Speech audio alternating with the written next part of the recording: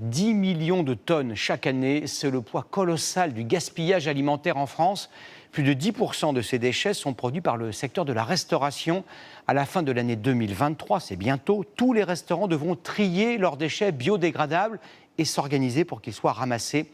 Excellent pour la planète, mais pas si simple à mettre en pratique. C'est le grand format de ce 20h, signé Marine Brossard et Irina Fourny. Depuis 2016, le tri est obligatoire pour tous ceux qui produisent plus de 10 tonnes de biodéchets par an. Au 1er janvier prochain, ce sera le cas des 5 tonnes. Et fin 2023, tout le monde y sera soumis. Sans attendre, certains prennent les devants. À bord de son triporteur, bonjour Simon, ça va?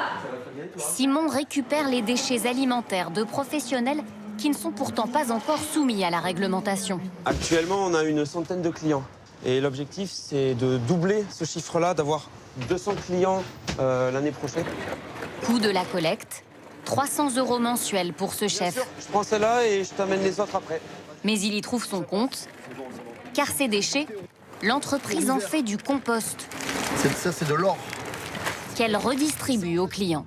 C'est hyper valorisant de se dire que le terreau que tu mets dans ton jardin, c'est les épluchures et les déchets d'assiette. Et ça, tu vois, au niveau de la boucle, c'est génial. Auparavant, ces déchets organiques étaient enfouis ou incinérés.